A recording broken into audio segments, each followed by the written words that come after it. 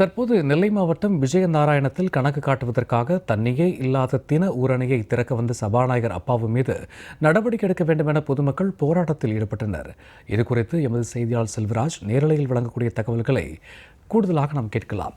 வணக்கம் செல்வராஜ், தற்போது பொதுமக்களுடைய போராட்டம் குறித்த கூடுதல் தரவுகள் என்ன, விரிவாக பதிவிடலாம்?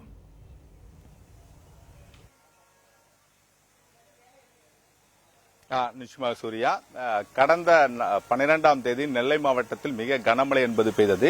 இந்த கனமழையின் காரணமாக வெள்ள நீர் கால்வாய்க்கு நேரடியாக தண்ணீர் வந்ததாக கூறி நேற்று தமிழக சபாநாயகர் அப்பாவு காரியாண்டி பக்கத்தில் அருகில் உள்ள திணையூரணி செக் டேமை திறந்து வைத்துள்ளார்.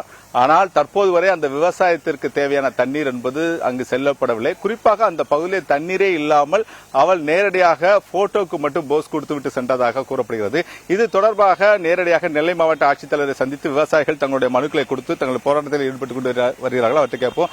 ஐயா வணக்கம், இப்ப என்ன பிரச்சனை? அங்க எது தொடர்பாக நீங்க மாவட்ட ஆட்சித்தலைவர் மனு கொடுக்க வந்திருக்கீங்க? தண்ணி வரல, எங்களுக்கு விஜயநாராயண குளத்துக்கும் தண்ணி திறக்கல, திணையூரணி டேமும் பெருவல, அதுக்குள்ள தண்ணி திறந்து வச்சுட்டாங்கன்னு பேப்பர் நியூஸ் கொடுத்துட்டு போயிட்டாங்க.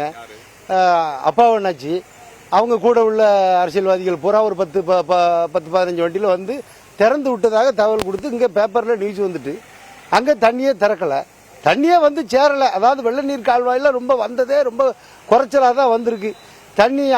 அதுவா கூடி வந்தது தானே தவிர அங்க காலை அடைக்கவும் முடியல, திறக்கவும் முடியல. வெள்ளாங்குழி கால்வாயில அவ்வளவு மோசமா இருக்கு. தண்ணி இங்க திறந்து விட்டதாக வந்துட்டாங்க. எந்த குளத்துக்கு எது வரைக்கும் தண்ணி போச்சுன்னு கேட்டாலும் தெரியும். தண்ணியே திறக்கல, தண்ணி வரல, வெள்ளக்காலில் தண்ணியே வரல, அதிகமா வரல. போஸ் மட்டும் கொடுத்துட்டு போயிருக்காங்க.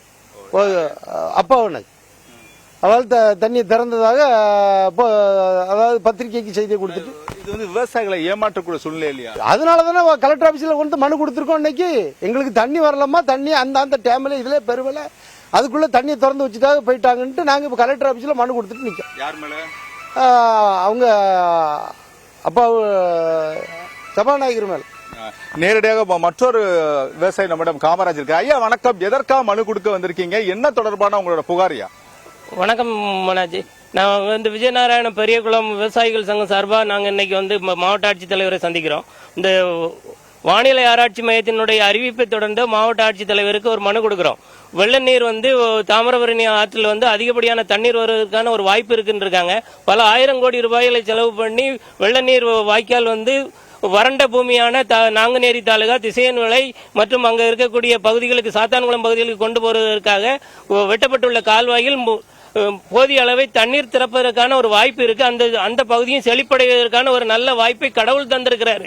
அந்த நேரத்தில் வீணாக தூத்துக்குடி மாவட்டத்தை அழிப்பதற்கு போல வெள்ளத்தை வீணடிக்காமல் அந்த தண்ணீரை நமது பகுதிக்கு திருப்பி விடுவதற்கான நடவடிக்கை துரிதமாக நடவடிக்கை எடுக்கணும்னு சொல்லி மாவட்ட ஆட்சித்தலைவரை வணக்கம் நெல்லைங்கிற ஆப் மூலமாகவும் அவங்களுக்கு கோரிக்கை விடுத்திருக்கோம்.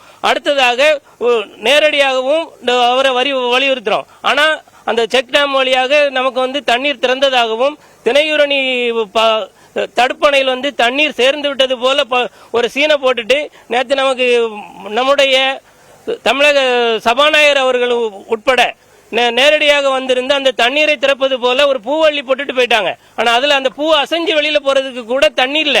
அந்த அளவுக்கு ஒரு மோசமான ஒரு சூழ்நிலை. அந்த சுற்று வட்டார பகுதியில் பாத்தீங்கன்னா 5000 ஏக்கருக்கு மேல் உள்ள விவசாய நிலங்கள் விஜயநாராயண பெரியகுளத்துக்கு கீழே இருக்கு.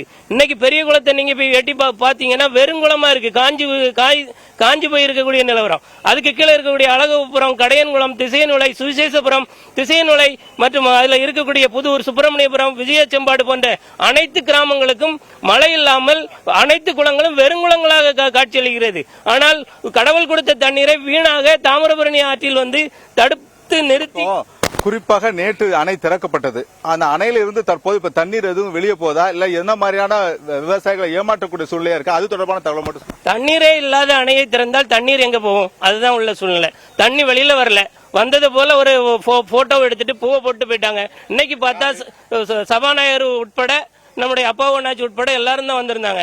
ஆனா தண்ணீரை கொண்டு சேர்ப்பதற்கான நடவடிக்கையை முதற்கட்டமா எடுத்திருந்தா இன்னைக்கு அந்த பகுதி முழுவதும் இன்னைக்கு இருக்கக்கூடிய குளங்கள் சென்ற ஆண்டை போல ஒரே நாளில் அந்த குளங்கள் எல்லாம் பெருகி இருக்கும். மக்கள் விவசாயிகள் மகிழ்ச்சி அடைந்திருப்பாங்க.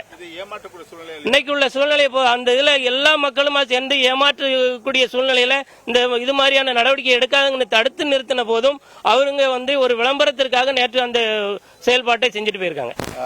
குறிப்பாக நேற்றே தமிழக சபாநாயகர் அப்பாவுவே அப்பகுதியைச் சேர்ந்த விவசாயிகள் வழிமறித்துள்ளார்கள். குறிப்பாக அவர்கள் இங்கு அணையில தண்ணீர் இல்லாத போது நீங்கள் எப்படி தண்ணீரை திறந்து விடுவீர்கள் என கடுமையான வாக்குவாதத்திலும் நேற்று அவரிடம் ஈடுபட்டு விவசாயிகள் அந்த பகுதியில் தங்கள் போராட்டத்தில் ஈடுபட்டுள்ளார்கள். குறிப்பாக அங்கே தரையில் அமர்ந்து போராடக்கூடிய சூழ்நிலை தான் இருக்கிறது. ஆனால் எந்தவித ஒரு விவசாயிகளையும் கேட்காமல் நேரடியாக நான் ஒரு போட்டோக்கு மட்டும் போஸ் கொடுத்து விடுகிறேன் என்று விவசாயிடம் கேட்டுவிட்டு நேரடியாக போய் தமிழக சபாநாயகர் அந்த இடத்துக்கு சென்று போட்டோக்கு மட்டும் போஸ் கொடுத்து விட்டு சென்று விட்டார். குறிப்பாக அந்த பகுதிக்கு தண்ணீரே இல்லாத ஒரு செக்டாமை திறந்த சபாநாயகர் மீது நடவடிக்கை எடுக்கப்பட வேண்டும் என்பதுதான் வியாபாரிகளின் கோரிக்கையா உள்ளது. சூர்யா,